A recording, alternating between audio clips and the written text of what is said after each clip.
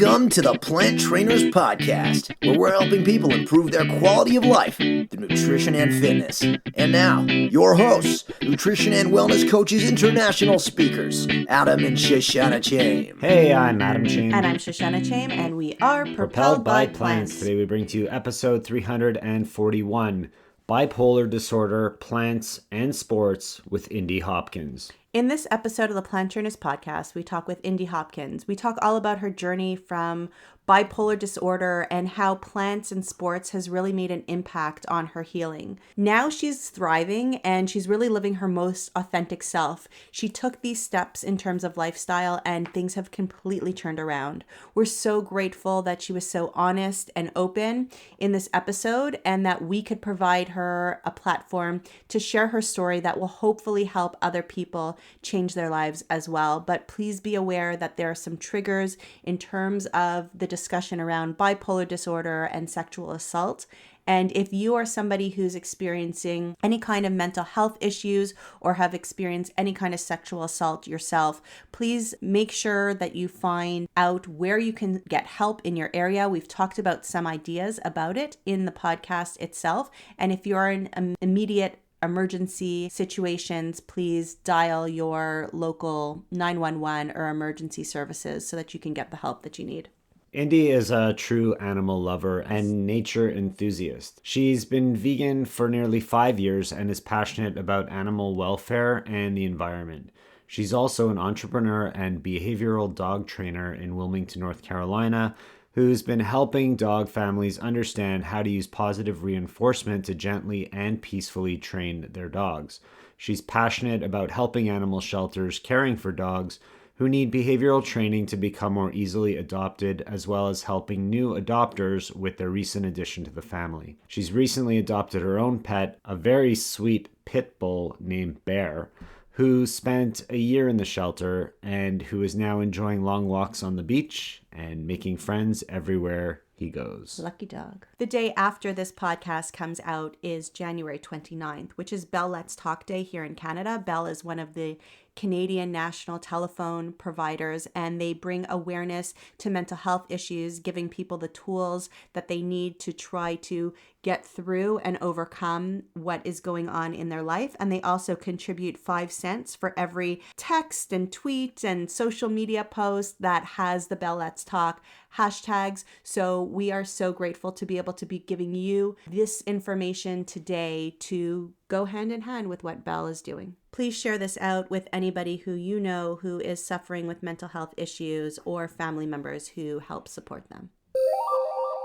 And now for a moment of gratitude. With the theme of today's show, I am grateful for my mental health. I'm grateful for the strides that I've taken, for the support that I've had, and to be able to thrive with mental health issues.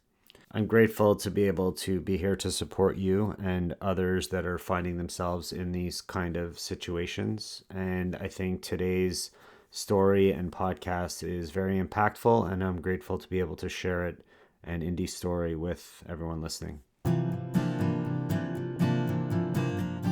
Indi, thank you so much for joining us on the Plant Trainers Podcast today. Thanks for having me. We are very eager to hear your story, your transformation, and everything else that went along with it. Before we get into that, do you have a moment of gratitude to share with us and our listeners? Yes, my dog, Bear. So I just got him about 3 weeks ago, a day before I moved to a new city. So it has been amazing having him with me, and we're both kind of settling into North Carolina together. So it's been great. Is he a big dog? Like, does he look like a bear? Yeah, he's like a big pit bull. So he has like this big blocky head and big muscles, and but our family always jokes that we're all bears, so he's part of the family now. So amazing. Do you find that people react to him because he's a pit bull in more like of a scared way than they would other dogs? Yeah, it's one way or the other. Either people are really excited and really want to see him, or people look really scared of him, and I find myself saying all the time, like, don't worry, he's friendly, he's good, But a lot of people are just scared of the breed in general. Yeah, the breed's gotten a bad rap, and I don't know if it's really justified. No, they are powerful animals, so it's important that, they're treated well. If they're not treated well, you can have a problem. For sure. So yeah, they are powerful animals, and they're known as fighters. And you're now I'm going to call it more like a peaceful fighter. I know that martial arts has become a really big part of your life, like the grappling and all of that releases so much energy and is so healing. And I want to talk about that soon. So why don't you tell us where you were, about 5, 6, 7 years ago, and how your life has changed since you found plant-based? Yeah, absolutely. So let's see. I would have been in my mid-20s around then, and a lot was going on. My health was just not in a good place. So I had fibromyalgia and was in chronic pain all the time. So just everything hurt constantly. And I was also about 80 pounds heavier than I am right now. So I was carrying a lot more weight, and with all the joint pain and everything, that was very difficult. And probably the most challenging thing was, I was having a really hard time with mental health issues. And I was kind of hitting rock bottom around that time in my mid-20s, actually. So, I was diagnosed with bipolar disorder in my early 20s, but I had been struggling with it since I was 11 years old. So, I've had, it's basically like polar extremes. So there's the depression side of things, and then there's the mania side of things. So most people are familiar with depression, just kind of really low mood, low energy, and for me, it got very, very low. And then the mania is kind of on the other side, where it's so much energy and not sleeping, and very erratic behavior, and eventually it did lead into psychosis. So, and I did have basically a break in my mid-20s as well, following some major life events. But that was a catalyst to change everything. So it ended up working out really nicely. Like, it felt like the end of the world at the time, but it ended up, having me change my diet and really start taking care of myself in a holistic sense. Not just my diet, but also drinking enough water and trying to get enough sleep and getting, I guess, negative people out of my life too. And so then, let's see, it was almost 5 years ago, I stumbled across a vegan diet. I was watching YouTube videos, and I came across a video about the egg industry, and it really took me by surprise. I had no idea what all was going on there.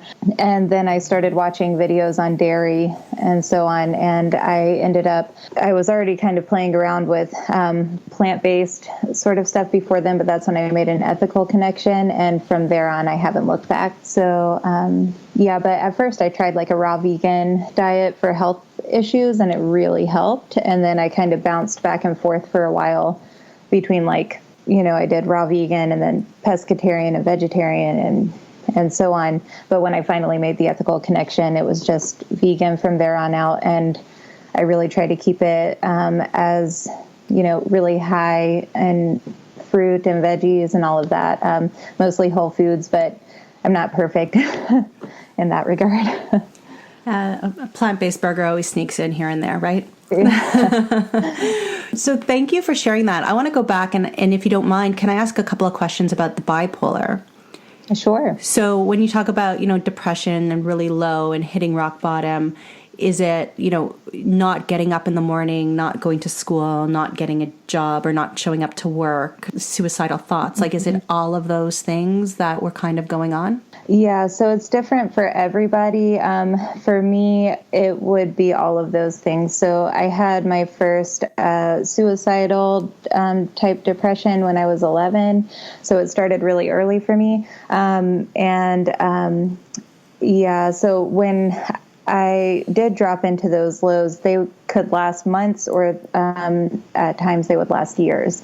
So one of them lasted like maybe 2.5 years, and I did reach psychosis in that depression as well, which is basically just hallucinations, like extreme. In my case, it was just it was very intense. But yeah, I lost several jobs throughout the years when I was younger, because it wasn't under control, even though I was on medication on top of medication. And, at times I would have 5 or 6 different psych meds with them trying to balance me out. But in my experience, it was only making things worse, because I would get all these crazy side effects and not see any benefit.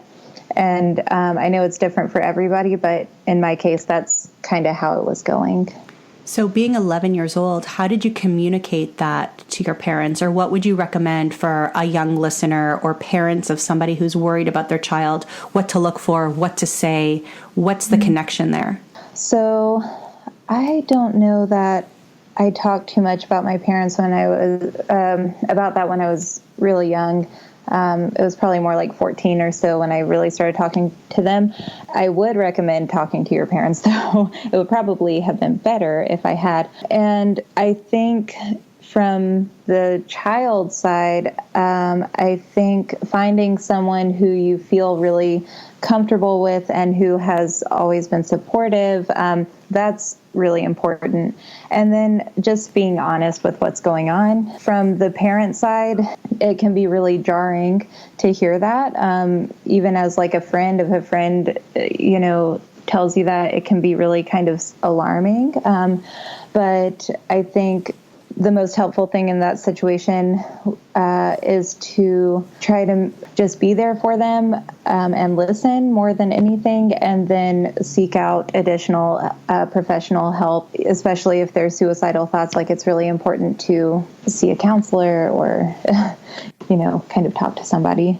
At what point did you feel like you needed the help or wanted the help and was accepting of finding support that you needed? So I was in my early 20s when I was diagnosed, and a guy that I dated like a long time ago, he had dealt with depression issues, and I talked to him about what I was going through, and he recommended me go and see a therapist, and I did, and I saw therapists for many years, and psychiatrists are basically, the doctors who can prescribe the medication. So like I did a combination there, but yeah, I was in my early 20s. I didn't even know what exactly was going on with me. Like, I just felt so out of control. And I was, I know during my times of depression, there was a fine line between me just thinking I was sad or just thinking I was going through a hard time, and actually realizing that it was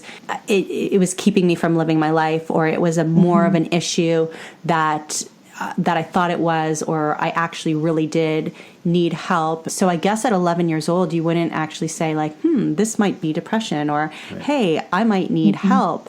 And there needs to be that, like, sometimes there's an experience or a thought or something scares you into saying, okay, this is more than just what other people go through. I actually need to do something about it now. Right. Yeah, absolutely. And I think most people probably do experience some level of depression at some time in their life, and that can be for any number of reasons, whether it be like life happens or chemically, or whatever is going on. But yeah, I would say a good indicator that it's something more serious is if like you literally feel incapable of functioning, that's a big problem. If you can't get out of bed and take a shower and go to work and eat, or you're eating all the time and can't stop, or, that's kind of when I recognize like, okay, this is a problem. I need to nowadays talk to my mentor or adjust something that needs to be adjusted. So something that I haven't experienced is the manic, right? I've been in the depressive mode. I've been in Shoshana mode, but I've never been in the manic mode. When you first go into manic mode, do you think, oh, okay, I'm healed, everything's okay, I don't actually have a problem? And when do you realize that the manic is actually manic? It's not just happiness or indie or what have you? Right. So I actually really struggled with that for years because if I would get, really happy, really excited, I'd be like, oh no, is this mania, and I don't think that was actually good for me. But mania, even nowadays, like I'll go into hypomanias, which is basically like mania light. So it's kind of like not sleeping as much, really happy and excited and a million ideas going, and a very productive time, to be honest. In my case, it feels amazing. It's basically the opposite of what depression feels like. I haven't gone into like major manic episode like I used to in quite a while, but yeah, I can be in a hypomanic state for weeks and not know it. So I actually have good friends and family who can point things out to me because they know, oh, like that might be, that might be mania a little bit, if I'm talking really fast or if I seem to be having a million ideas and a little bit scattered, then they can kind of point it out for me. But if I catch it on my own, normally I can look back and be like, oh, okay, this has been going on for weeks. So it's really tricky. It's not something that's like easily detectable. And then by the time it is, like, it's either you have to be careful because it can go up into like a full-blown manic episode, which would include like really dangerous kind of behaviors and oh, hi Bear. Sorry. And eventually psychosis. But again, I haven't had it get to that level on either side, either the depression or the mania. Actually, since I went vegan, it's been tremendously better.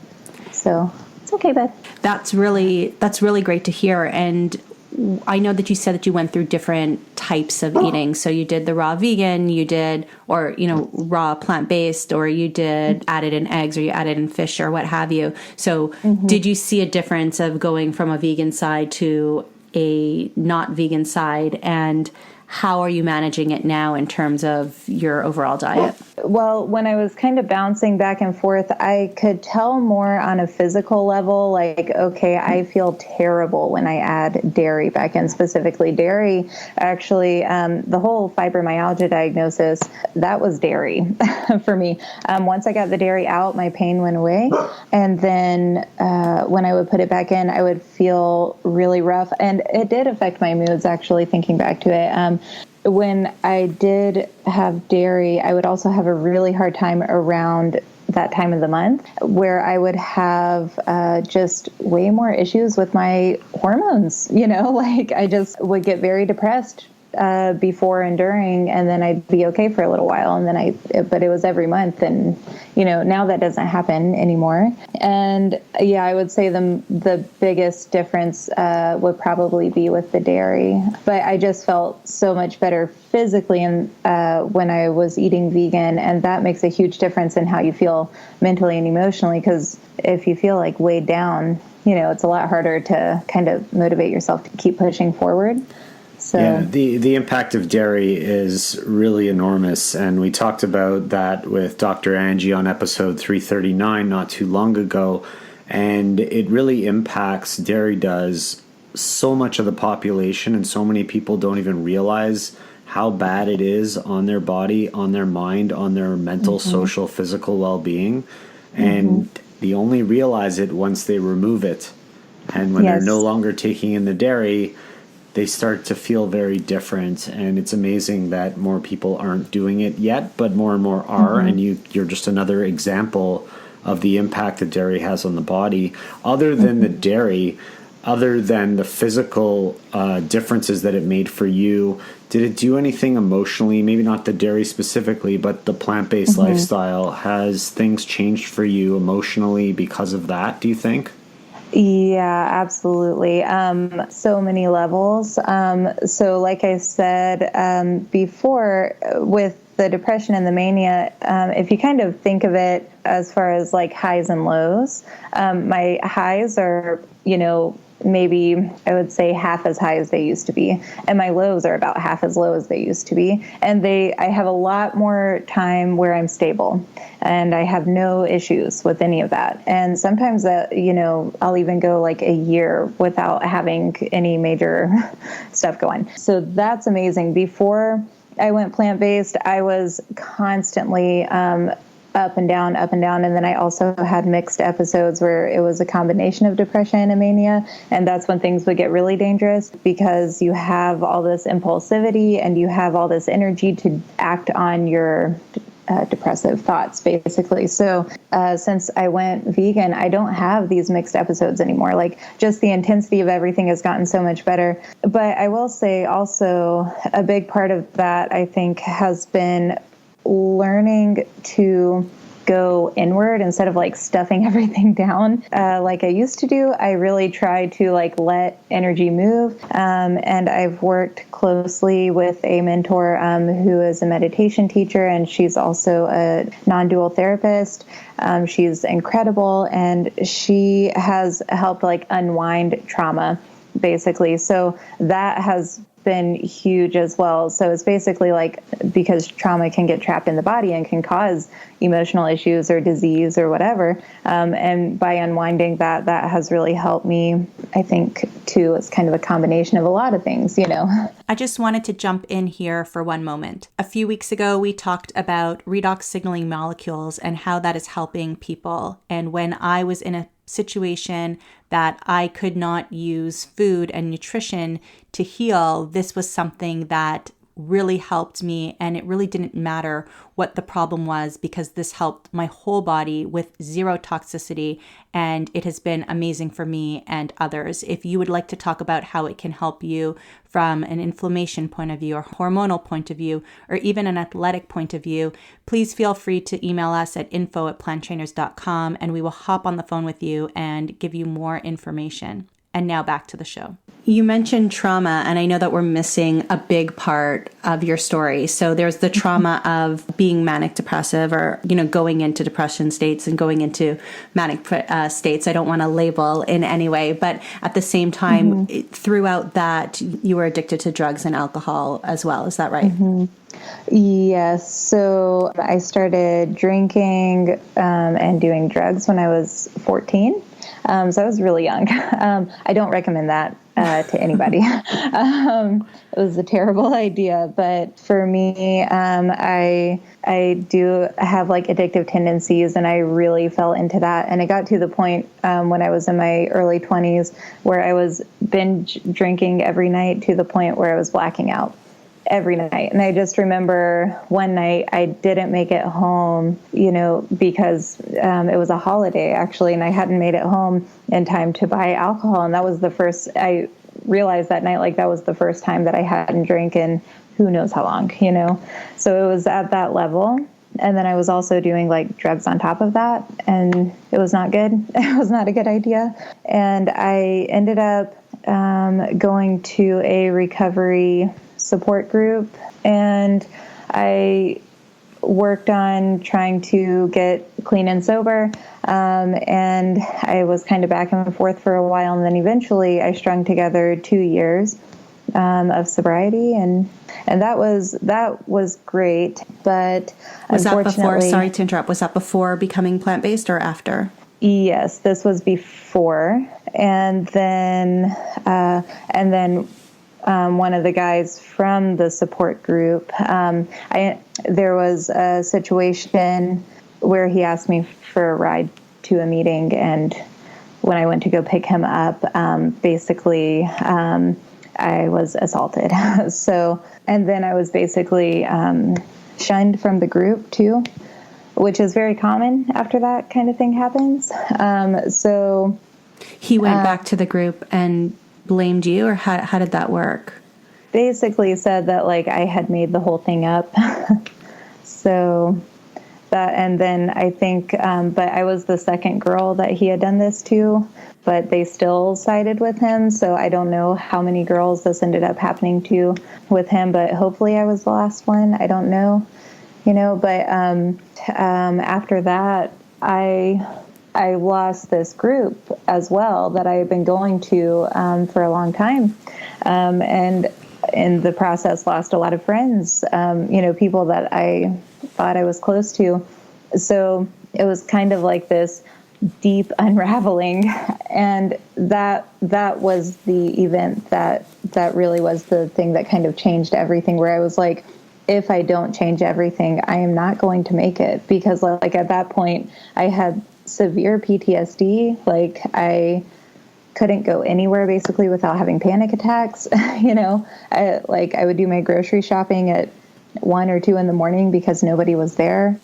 I didn't have to worry about standing in line with people behind me. And, so I was at a point of desperation. And I think that I'm grateful for that. It was terrible, but I am so grateful because now I'm here. So I can't imagine all the stress and trauma that you've gone through. It's amazing that you're where you're at now, and to make all those changes could not have been easy. I don't even know how to do that, and I'm so glad I don't have to go through anything like that, and wish nobody else would have to go through that either. And you've clearly changed your path, and you're in a much better place now. So maybe you could tell us a little bit about this new you, the new Indi, and how things are going, and what you have going for you that's keeping you in this positive light rather than going back to where you were. Yeah. So basically, my life now is completely different than it was. So I ended up getting into sports, and I started, I was hiking a lot when I first went vegan. And then I started trail running because I had heard about this crazy thing called trail running where they run out there. And I'm like, that sounds so cool, and I finally worked my way up to running. And that was amazing. And then I took a self-defense class with this guy that a friend of mine knew, and ended up falling in love with jiu-jitsu. So it's Brazilian jiu-jitsu, and it's basically like grappling, so like ground fighting. So it's like chokes and arm locks and leg locks, and basically, it's the most fun thing on the planet, if you ask me. But I actually just got back from training not too long ago. And so that really helped me feel a lot more confident and comfortable in my body. Like I feel like if that same thing were to happen again, I would have a much better chance of being able to defend myself. And, so that helps me kind of move through the world a lot more freely. And it also, like exercise makes lets all the endorphins get moving. And I definitely feel a lot better being active, because before I went vegan, I felt so terrible just physically, and so heavy and weighed down and in pain all the time that I was not active at all.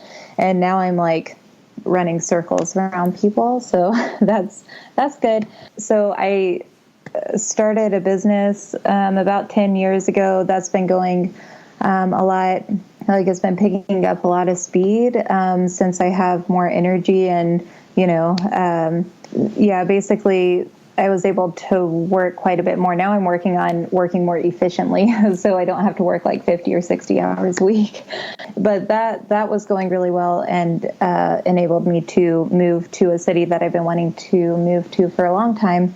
And I just got here a couple weeks ago, down on the coast in North Carolina. So I'm really, like, everything has changed. It's been pretty amazing. So you've lost weight, you're not going into depressive and manic episodes, you've found health, your body's more fit, you've made changes in your life that you wanted to make, your business is growing, things are really on the right track after literally being in the deepest, darkest place that anybody can really be on. And because you found plants, because you found compassion within the vegan movement. And I'm assuming that when you found compassion within the vegan movement, you found compassion a little bit more for yourself too. Does that sound right? Yeah, that's been a bit more of a process, to be honest. And but yes, that one has been a little bit has taken some more time, but yes, I'm coming more and more around to it. It's all a journey. It's definitely all a journey. And do you have a support system for where you are now, living in a new city and being able to make sure that there's still people watching out for you, that you're not, getting too deep into any type of mood or anything like that? Yeah, so I'm actually, at the moment, I'm renting out a room with my best friend and her partner, and until I find my own place. And she's known me since we were 11, so she can spot it from a mile away. So that's good. And I'm meeting people all the time. Like, people are so friendly down here. If you just pass by them on the street, they'll strike up a conversation with you. So that's been good. And then I have the gym that I just started training at, like the Jiu-Jitsu Academy. I was in Blacksburg and now I'm here, and everyone there is really friendly. So I have a lot of good people around me. It's not an easy thing to share such a deep story, and I really appreciate you taking the time to do that, because I know that it's going to it probably helps you to be able to let it out as well, but it's going to help some of our listeners who might be struggling with similar situations. Just to hear that they're not alone, I think, is going to make a big difference. If you had some advice for one of our listeners that might be going through something similar to what you've gone through, or any other mental health illness or challenge that they might be facing, what would you want to say to them? I would say finding a good support, like a good group of people who are truly supportive. Those are really the only people that I would suggest kind of opening up to in that way, because it's sensitive information. So I would really think about like who in your life has always been there for you, and that is who I would go to. And then really taking care of yourself, and like realizing that you are worth taking care of. Your body needs it, and your body and your mind are connected. So if your body is out of alignment, if it's really struggling in one way or another, then that is going to have an effect on your mental health. So I think that nutrition is often overlooked in the mental health world, and it should not be, because it's one of the most important things. If you're not already on a plant-based diet or working your way there, I would definitely highly suggest that. And then as far as professional help, if you are having like suicidal thoughts, and especially if you're like planning and really feeling like, okay, this is something that I'm really wanting to do, it's very important to reach out to professionals so that you can get some immediate help. That's essential. And then finding someone that you can work with on a more long-term level. So I found a mentor who, again, she does non-dual therapy, teaches meditation. That's, right up my alley, because I'm totally, I'm a hippie basically. So I love that kind of stuff. And it's been very helpful. But finding a therapist that you really like, if the first one doesn't work out, it's okay. Break up with that therapist and go to another one and see how that works. And just don't give up. Keep going, because you will find the right people. And just know that you're worth it, and it is worth all the effort. It can feel really exhausting to even think about the magnitude of the process, but don't worry about that. Just one day at a time, like one foot in front of the other. Just make a call, or have someone who you trust help you make calls to professionals so you can set these things up, just whatever you're able to do in the moment. I think that's so important. When I was, pretty at one of my lowest points, it took a long time for me to even find like a helpline that I can call. Like that information wasn't so accessible to me to be able to find it.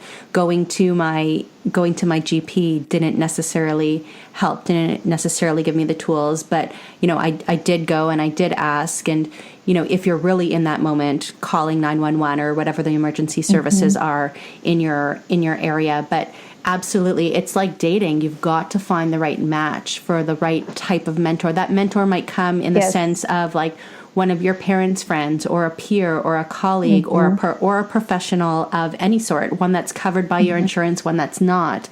But at the end of the day, it's your life that's more important than whether it's covered by insurance or not. And you've got to keep looking. You know, I sat in a therapist chair and she said, why is this so important for you? Like, why do you need to act this way?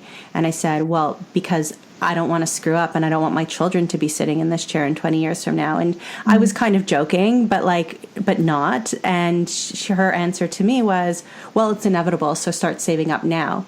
And I get that she was joking, but in that state that I was in, I laugh at it now. It was not a joke then.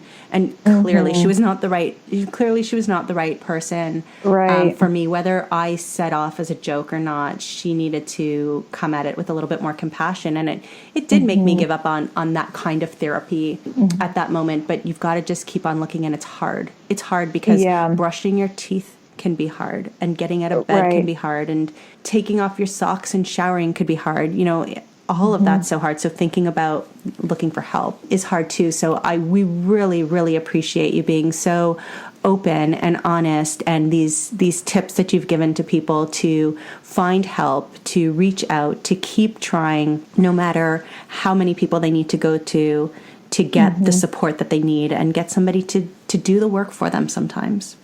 Right.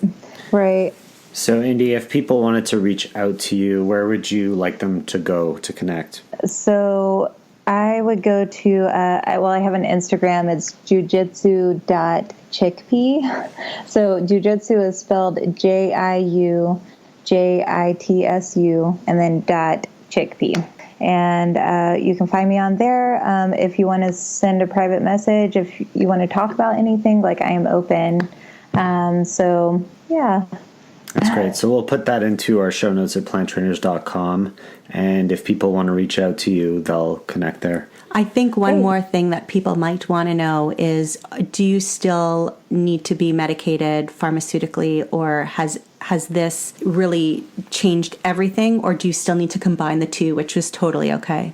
Yeah, so that's a great question. I have not been on medications in years. I actually do have one that's for emergencies that I have, like, if I need it, but I haven't needed it in quite a while. So I've been really fortunate to not have to go that route for a good while.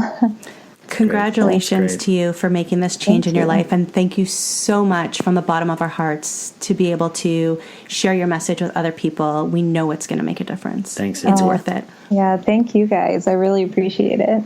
Thank you all so much for listening to this edition of the Plant Trainers Podcast. We want to make sure that you subscribe on iTunes, Google Play, iHeartRadio, Stitcher, or any other podcasting platform. We really appreciate the feedback we receive from you. Every time we get a 5-star rating or review on iTunes from one of our fans, it really helps other people find us, just like you did. Thanks so much to our patrons. To become a patron, visit us at patreon.com/planttrainers. Even supporting us with $1 really makes a difference in the quality of the show. And don't forget to connect with us on Instagram and Twitter. Our handle is @PlantTrainers. Like Plant Trainers on Facebook, join our newsletter, and check out our website at planttrainers.com for awesome recipes, a list of our services, and of course, our latest podcast.